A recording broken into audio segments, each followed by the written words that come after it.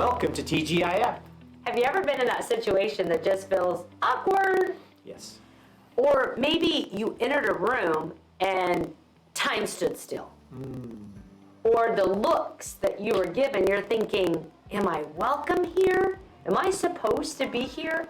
I mean, we've all had those spaces where there was a whole lot of, Takes us to the word of the day, which is tension. and I don't like to be in those places, but it's just part of life.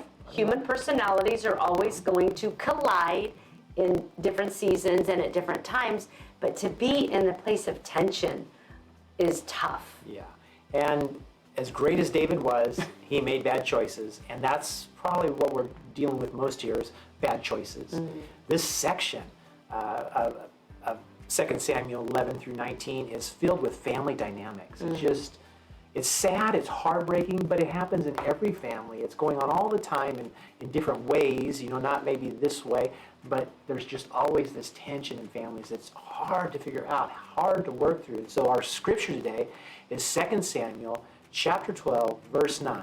Why then have you despised the word of the Lord and done this horrible deed? Again, Nathan shows up. Nathan the prophet shows up. I'm almost feeling like David should know when Nathan shows up, something's up. But it's not always that simple, not always that easy, and I get it. But again, Nathan shows up and has to, through a story, reveal to David what he's done wrong. Tells the story of this hypothetical situation. No, not really. It's David's situation. And then David reflects on well, yeah, that guy should be, taken down, basically. And Nathan says, it's you. It's you, David. And so David made a bad choice, and it brings so much tension to his family. And remember where we were last year? The greatness of God. Last week. Depends when they're watching. Yeah. Understanding the tension and or the greatness, right? The greatness of God. And David was getting that and understanding that. And then he turns around and does this terrible act with Bathsheba. And then it even leads to another act of taking a man's life. So death is involved. The choice is terrible. The family dynamics. I mean, we understand that families back then were different too as well. I mean, David had multiple wives.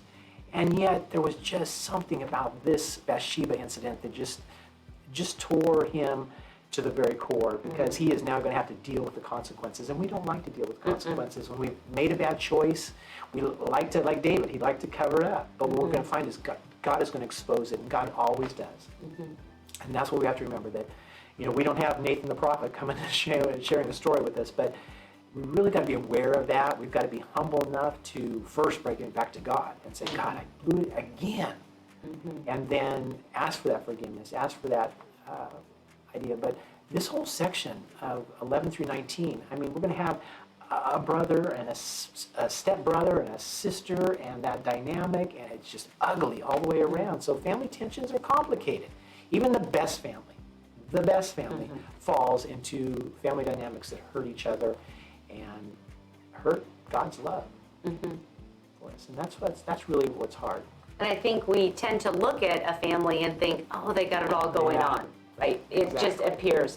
It's kind of the reel, the highlight reel of their life shows everything is good. But we've got family tension going on just like probably every other family does. And we know some of the situations even within our church family of some of the tensions they're dealing with within their family. And we want to just say, it's like you want to just say, just everybody get over and get along. Like, that's what I want to say. Right. But why can't we do that? Is it that human stubbornness, pride? Yeah. I'm right.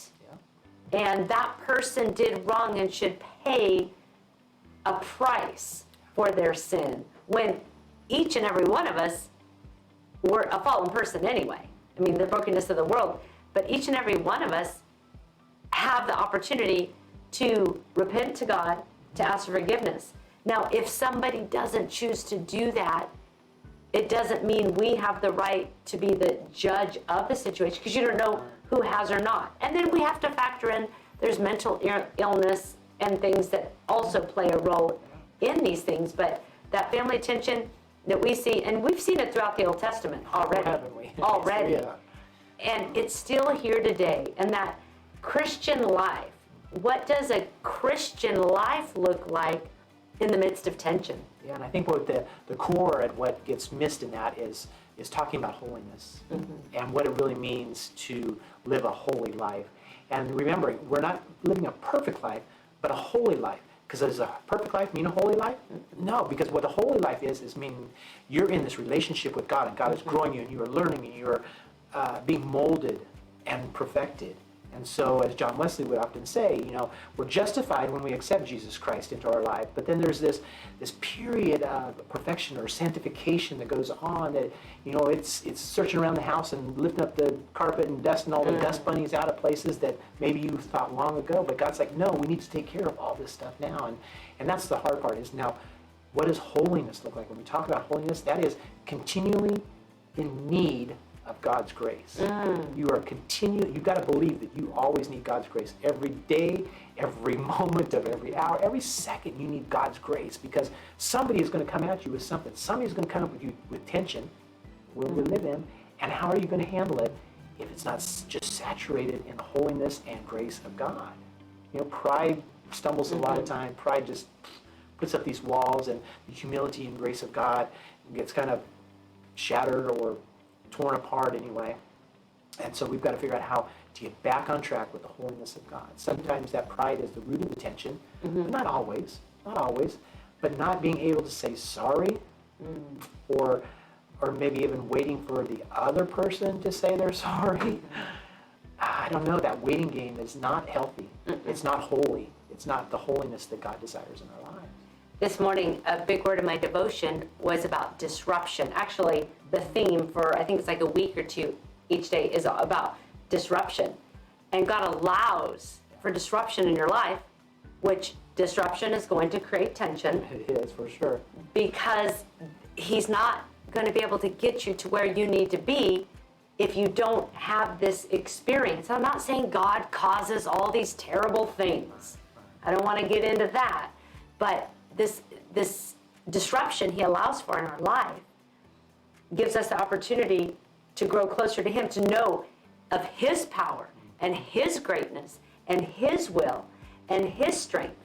And if we're always looking for where He's at in the middle of that disruption, in the middle of that tension, versus just being so angry, so prideful, so non-forgiving. And, I say this, with just me. I've been upset with people and had to say, okay, let me pick up the carpet. Let me clean out that. Okay, God, how can you use this situation to grow me closer to you? And every time He does. But it's like I commit to the process even though I don't like it. I like that, committing to the process, because allowing God's grace to take root in the tension is probably the hardest part. That's like the first step. You just got to get God's grace rooted into that tension, and then allow God to start moving you in ways and moving your heart, not waiting for the other person to say you're sorry, or waiting on something that may never materialize, but how can God in that moment? And rooted, you brought up root, and my devotion on that recently, that the whole tap root. It's got to be able to go down. A tap root goes down, and to find, it won't stop until it finds the nutrients in the water it needs, and it has the ability to store. That should be our Christian walk and our desire to grow closer with God each day, versus the surface root that gets what it needs for the day. It's kind of like, hey God, thanks, having a great day. Or, God, can you heal this person? And then you just go about your business. That's that surface root. But that deep, deep root, it's a lifetime, as long as we are breathing on this side of eternity, that we should be just going deeper and deeper to that source. I like that a lot. Because it's hard to work through tension. But that's good. So on that positive note, we leave you with the question. Is there tension in your family you need to release to God? Because what we're learning, we can't control it. No. And if you don't release it, you harbor bitterness and anger. And it is hard. And like I said, we know some of your stories. And we're walking with people through different situations. But releasing it to God doesn't make it okay and everybody's just kumbaya again. Exactly. It's just releasing that tension, takes that weight off, and then you going deeper with God for Him to give you the nutrients of what you need to take that situation step by step, because we are not the judge. We cannot control the situation. But to say, God, it's yours. I have no control. And if this is my last day on earth, do I want to have lived in tension or allowed the tension of maybe other family members to consume me when I'm supposed to be going deep with you? Exactly. We got a lot of work to do. We do. And they say the Old Testament doesn't have things we can glean from. Okay, friends, so if you want to get ahead, What was our question? I asked it already. I didn't miss that. If you want to get ahead, it is 2 Samuel chapters 20 through 21. And the question one, is there tension in your family that you need to release to God? So we're going to work on that. We all, I bet, have an area we can work on. Make it a great week, and we'll see you next time on TGIF. Bye.